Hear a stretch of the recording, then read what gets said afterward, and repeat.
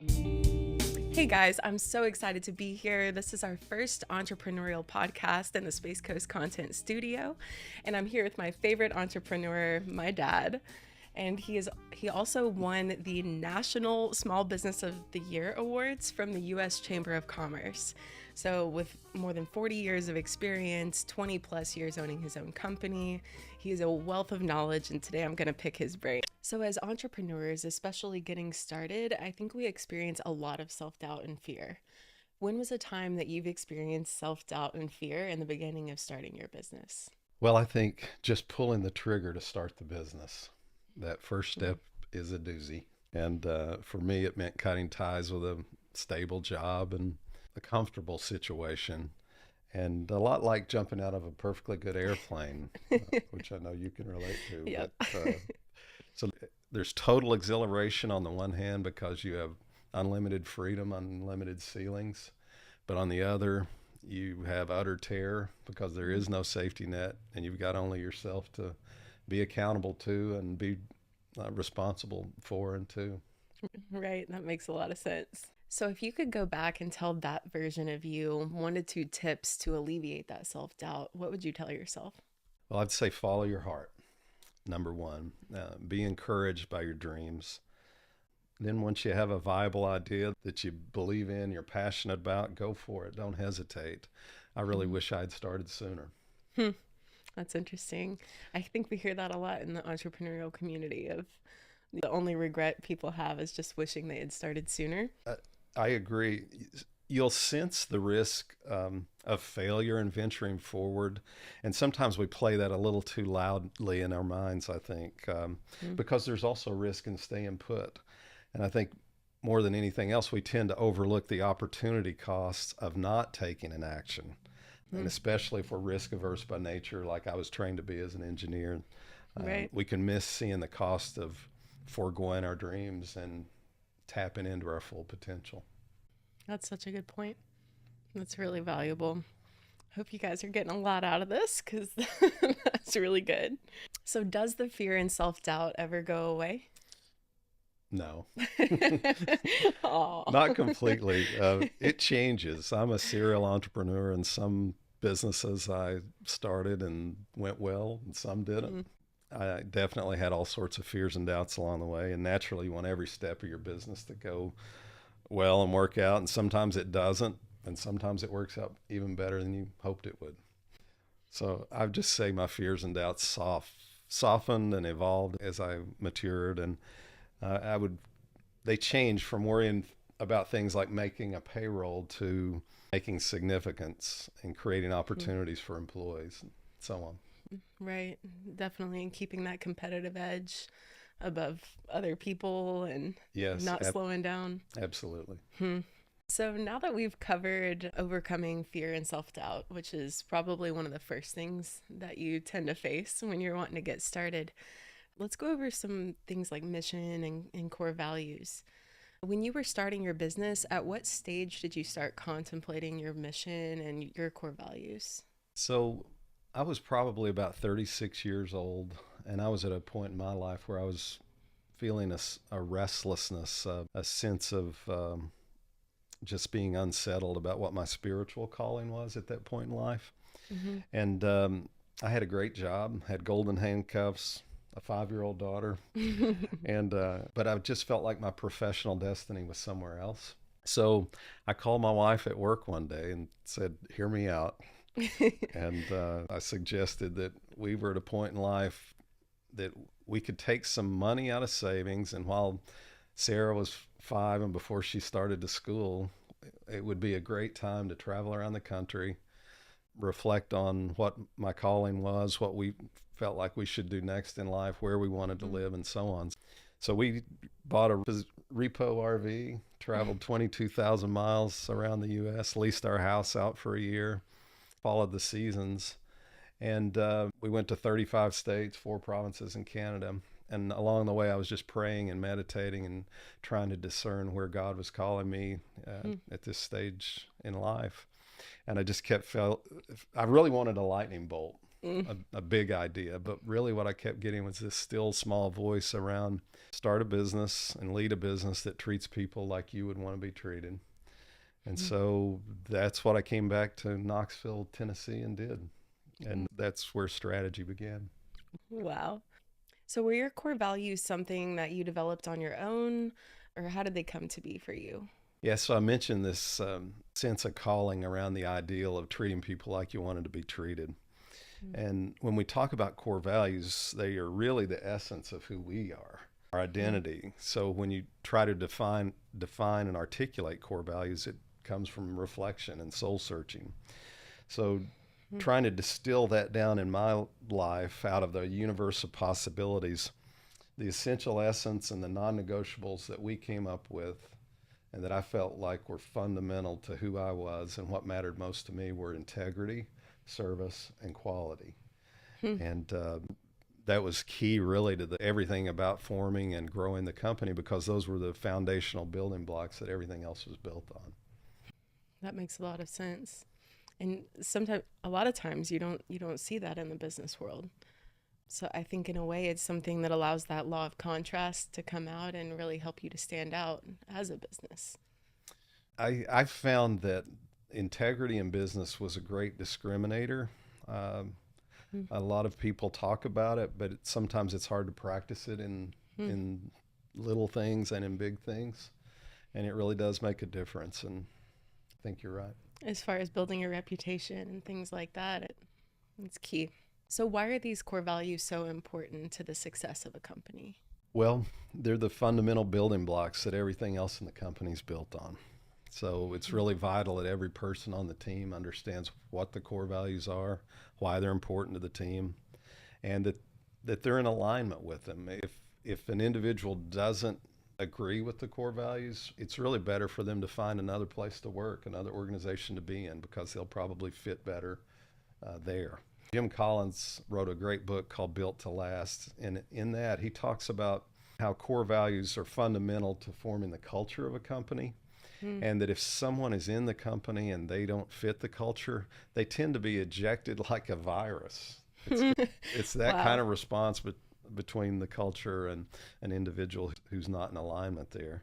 Wow. So they create a framework for expectations, accountability, and really rules of engagement for the team. And I would say this too, the core values have to be not just from the employee to the company, but from the company to the employee, and from the company to all stakeholders, and from employee to employee. So all those dynamics hinge on agreement and alignment with core values. Interesting. I wouldn't have even thought about it that way in this context. So Yeah, that word culture means to grow. And a lot of people say, how do you build a culture? And my belief is you don't build a culture, you build circumstances and conditions that enable a culture that you would like to see happen grow, kind of like a beautiful mother from a kombucha standpoint. And then that culture becomes even more important than any one individual in the company. It sustains. I love that. That's really interesting. Talked about the core values and mission and things like that. I know from experience that you're really, really talented at building a team, and not just any team, but a team of the best. And maybe not even just in skill sets or talents, but in the type of people that you hire and that you work with, you surround yourself with. So what did you do during the hiring process to make sure that you hired great people that would fit that culture that we just talked about? Yeah. Well, thanks. I appreciate that. And I feel so blessed to have been part of the team that grew. I think the most important thing is to early on keeping a mental list of people who were great in the business. That way you really got to try before you buy, so to speak. You got to see what they were all about even before you brought them into the company. So I would say for any business owner to scout your space for the best in class performers.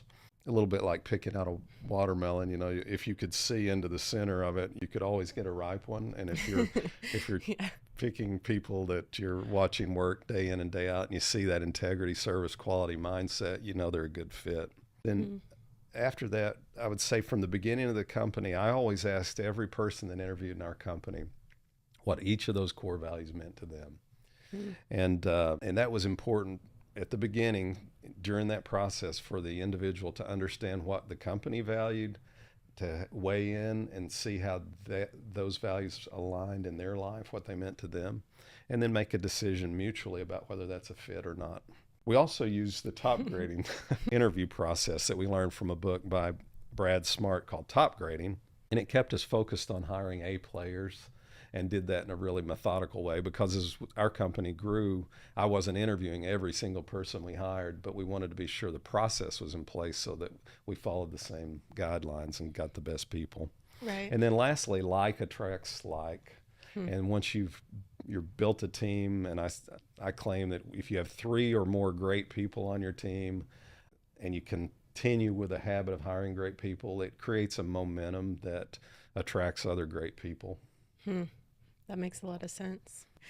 So in the process of starting a company, we all hit that point of going from doing it all ourselves to it being time for that first hire. What was your first hire, and how did you know when it was the right time? So I was growing a professional services company in the environmental and nuclear engineering and science space. And so for me, that was relatively easy because my first hires were experts that I was selling to customers, so they were profit centers. So that was pretty easy at the beginning.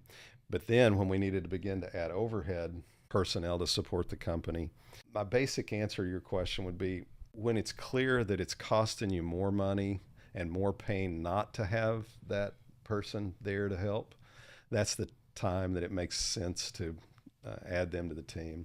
I use my executive assistant as an example, but bringing her on board more than multiplied the benefit to me in terms of my productivity and the team's productivity. And so it was a no-brainer to add that extra cost. I like that perspective. And that's always a scary part, getting started and finding out how to balance the costs with what you can generate as you're trying to grow at a proper pace. Yeah. Not too quickly, or kind of going back to kombucha, not too quickly and not too slowly, or the flavors won't be right. So yeah, it's exactly like that. And when you add somebody to your team, that's a big responsibility for you and to you for them. And so I think you asked about fears before, and that was one of the things that never left me, was the sense of responsibility to a teammate and not wanting to try to grow so fast that at some point I'd have to say something went wrong and then I couldn't keep them employed. Right. Right. That's something I've noticed always about your work and the way that you do things is you go above and beyond to make sure that you can keep your team members and not only keep them, but keep them happy and take care of them and grow together. And that's something that's always inspired me. So I want to work that into all of the businesses that we create over time. Sounds great. I appreciate that. Yeah. Yeah. So let's talk about pitfalls, since I know it's not always rosy in the process of entrepreneurship. I hear a good bit in the personal development world about learning from other people's mistakes rather than your own and avoiding common pitfalls. What are some common pitfalls that you could share with other entrepreneurs to help them avoid mistakes you've seen others make? I mentioned that I have a lot of knots on my head I learn more from mistakes than the things I do right. I think we all do probably. But 4 things come to mind when you ask me that. One is, and this is a warning because entrepreneurs have a certain nature of curiosity and risk-taking and so on. And I would say be opportunistic, but stay focused on your core business. It's really easy for an entrepreneur to get distracted. So that's one. Number 2, I'd say beware of rainmakers who say they can do this or that great thing for your company. They sometimes can prey on self-doubt. There are people out there that do that. And I would just say screen and contract people that you're paying. Number 3, I'd say believe in yourself and persist through your self-doubts. That's a pitfall. We can succumb to our self-doubts sometimes. And I think it's also one of the reasons faith is so important in the journey of an entrepreneur. And the last one I'd say is hire slow, fire fast. And that sounds harsh, but it's really a better approach for everybody involved if things aren't working out with an employee, to let them know and give them an opportunity to go be successful somewhere else. But building your team, you have to hire very slowly and be meticulous about who you add to your team. Yeah, that makes a lot of sense. And it is always obviously harder to let somebody go too. So it saves everybody some trouble if you do that work on the front end to make sure you're hiring the best candidates for the culture, for the skill set and things that you need. So Absolutely true. So let's talk about success. That's the one thing I think we're all hoping for. And maybe I shouldn't say hoping, because we know it's not going to be an accident. It's going to be something we work for on a daily basis. Your company has been awarded dozens and dozens of awards, local and national awards, like the National Small Business of the Year Award, I believe twice, once as a veteran-owned company, from the United States Chamber of Commerce. You know, these are a really big deal, and this is obviously somewhere I'd like to see myself be in the future with our businesses. And I know, you know, a lot of the people watching, they aspire to that. So what do you attribute your success to? Well, I think the essentials to be successful in any business are integrity, competence, passion, hard work, commitment to listening and learning, and the team you surround yourself with. I think those are essential in any business, and I've tried to apply those in my work. But for me, more than anything else, I would say providence. I feel like a lot of people do the things I mentioned. They have integrity, they're competent, they work hard, and so on.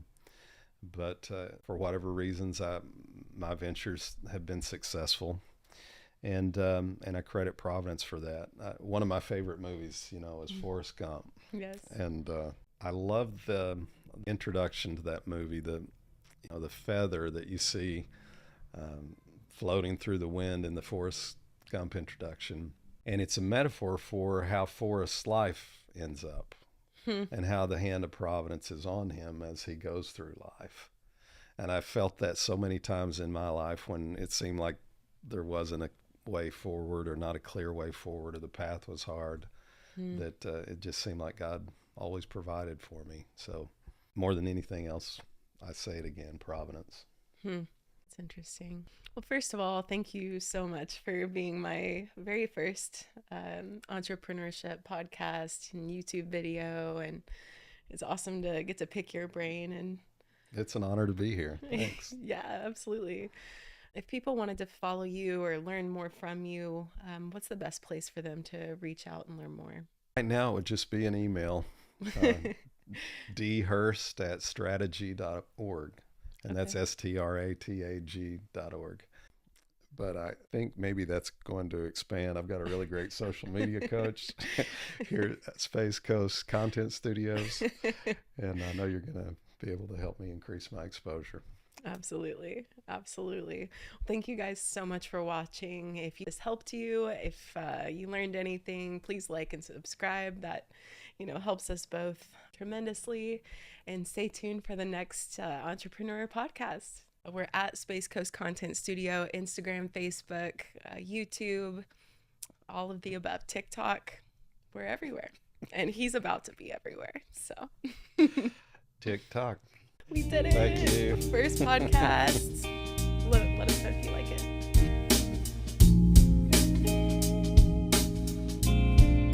I thought that was great.